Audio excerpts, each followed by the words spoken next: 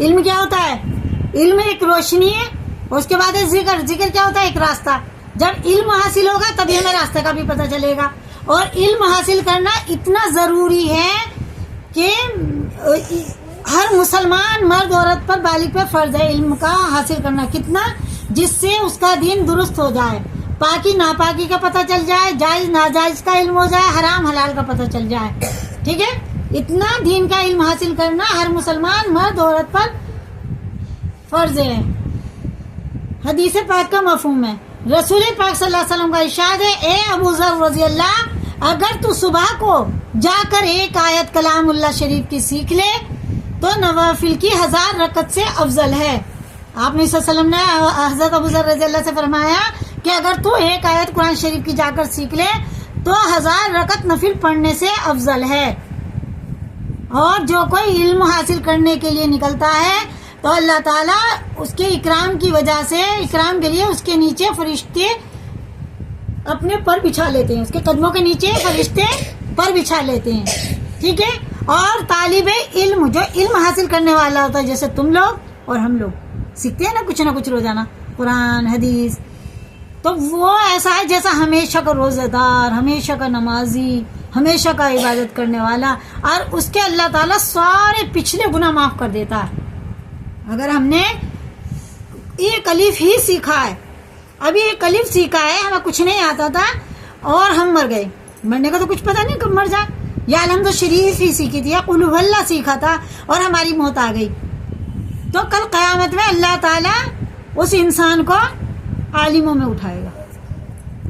اور دین کا علم سیکھتے سیکھتے اگر مر گئے تو ایک فرشتہ قبر میں اس کو دین سکھائے گا، اللہ کا دین سکھائے گا، فرشتہ استاد بنے گا اس کا. ٹھیک ہے؟ اور مر گئے شہادت کی موت مریں گے، علم کا دین علم کا حاصل کرتے کرتے مرے تو شہادت کی موت مرے. اور ایک باب علم کا سیکھا، جیسے میں نے بتایا نماز پڑھنی چاہیے، نماز نہیں چھوڑنی چاہیے، ابھی تم نے عمل تو نہیں کرا اس پہ جا کے، ابو نفیس پہاڑ کے برابر ثواب ملتا ہے. مدینہ طیبہ کا ایک پہاڑ ہے بہت بڑا، اس کے برابر ثواب ملتا ہے. چلو میں پڑھ کے بھی سناتی ہوں. رسول پاک صلی اللہ علیہ وسلم کا ارشاد ہے، اے ابو ذر، اگر تو صبح کو جا کر ایک آیت کلام اللہ شریف کی سیکھ لے تو نوافل کی 100 رکعت سے افضل ہے. اور اگر ایک باب علم کا سیکھ لے، خواہ اس وقت معمول ہو یا نہ ہو، ابھی ہم نے اس پر عمل بھی نہیں کرا، 1000 رکعت نفل پڑھنے سے بہتر ہے. دین کے طالب علم کے پچھلے سارے گناہ معاف ہو جاتے ہیں اور اس کی مغفرت کی اللہ تعالیٰ کی تمام مخلوق دعائیں مغفرت کرتی ہیں. چیٹی بلوں میں سانپ، بچھو، سمندر کی مچھلیاں بھی اس کے لیے دعائیں مغفرت کرتی ہیں، فرشتے بھی.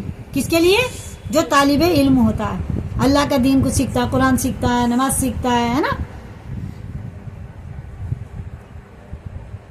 علم کے زمانے میں دعا کرتی ہے، اور طالب علم کے زمانے میں موت آ جائے تو شہادت کا درجہ ملتا ہے. طالب علم اس عابد کی طرح ہے جو ہمیشہ کا روزے دار، ہمیشہ کا نمازی اور ہمیشہ کا عبادت کرنے والا ہو. ایک مسئلہ دین کا سیکھنا ابو نفیس پہاڑ کے برابر سونا خیرات کرنے سے افضل ہے. دین کی مخلوق میں شرکت، دین کی محفلوں میں شرکت کرنے والوں کے لیے اللہ تعالیٰ جبرائیل علیہ السلام کو گواہ بنا کر فرماتے ہیں کہ میں نے ان سب کی مغفرت کر دی. سب سے بڑا فرشتے ہیں جبرائیل علیہ السلام، ان کو اللہ تعالیٰ بلا کے کہتا ہے کہ میں نے ان سب کی مغفرت کر دی. دین کی محفل کیسی ہوتی ہے؟ جیسی یہ محفل ہے، یہ دین کی محفل ہے نا. اب ہم نے اردو ہندوستانی قاعدہ اور تعلیم اسلام ایک نئے چینل پہ ڈال دیا، آؤ اردو سیکھیں. ٹھیک ہے نا، اسے پڑھیں انشاءاللہ اور فائدہ حاصل کریں.